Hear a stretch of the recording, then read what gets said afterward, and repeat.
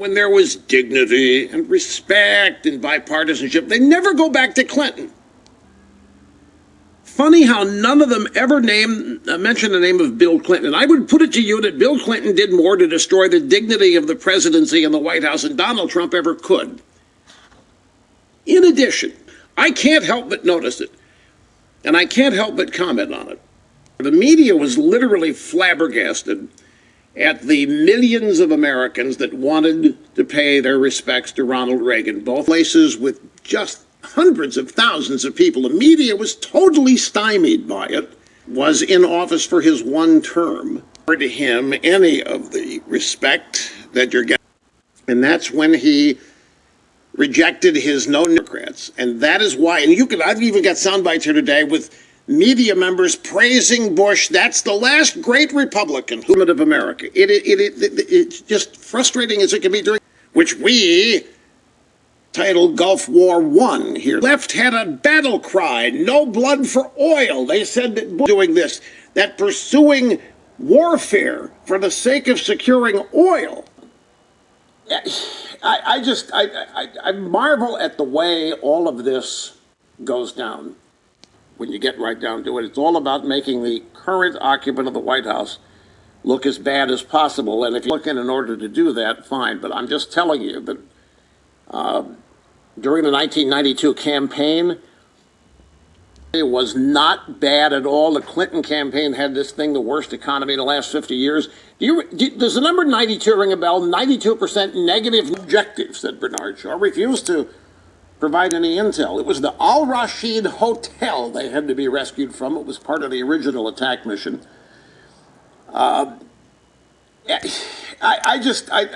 marvel at the way all of this goes down, because it's all about Trump. When you get right down to it, it's all about making the current occupant of the White House look as bad as possible. And if you have to build up a former Republican in order to do that, fine. But I'm just telling you that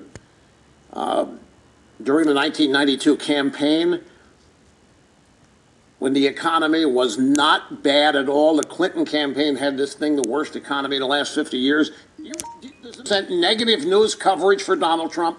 Do you know what 92 negative% media coverage in 1992 on the economy? In the presidential campaign of 1992, 92% negative coverage on the economy. There was the New York Times story, George Bush supposedly not knowing what a supermarket scanner was, a story completely manufactured and made up. They did their best to portray George Bush as, well, here, AP put out a tweet that they had to recall over the weekend. George, whose presidency soared with the coalition victory over Iraq in Kuwait, but then plummeted in the throes of a weak economy that led voters to turn him out of office after a single term has died. Last time I saw President Bush and his wife Barbara was in Houston. And the president had been very ill and had been hospitalized.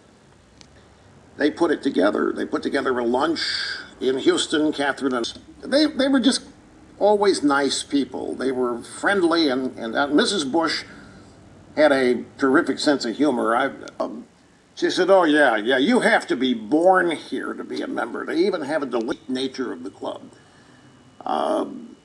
One time, 2 or 3 times in Kennebunkport, related to the first tee chairman. They have just been exceedingly accommodating and nice. To watch the media here act like they have always felt this way about President Bush, the way they're lionizing him and eulogizing him today, when in fact he didn't get the Reagan treatment. He just ripped and criticized, no matter how hard he tried to accommodate the left, the Democrats on the other side. And it's an effort here to rewrite history for people who weren't alive or old enough during Bush's presidency, of the Oval Office and their home and the White House. George Bush 41 and George Bush 43. They take a brief. And you thought it couldn't get any. 1999 to 1993, actually, 1989 to 93. Bush, as in that AP tweet, a patrician, elitist. He was way out of touch with the American people. He didn't have the slightest idea what suffering was. He had no idea what personal pain was. He had used pictures of Bush on the golf course or on his speedboat, always out doing something.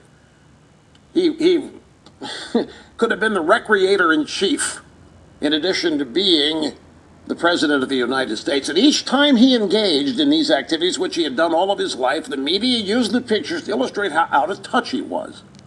The Northeast, and he went out to sell tools for the oil. He wanted to get in the oil business. He got a job in Bakersfield, California. Tools that had to do with oil drilling and oil exploration ended up in Odessa and Midland, Texas. That I think ran shortly before he ran for president, how Bush made it. And it detailed how he struck out on his own, guarantees that his family offered. He wanted to be in Texas. And even after moving to Texas and raising a family in Texas, they still called him a Northeasterner. They believing he was a real guy. Don't fall for all of this stuff. How the media had such respect, because he was like any other Republican. He was the enemy to them. He was somebody to be mischaracterized, and they did everything they could along predictable lines as a way of doing a slight flavor for some of this. This was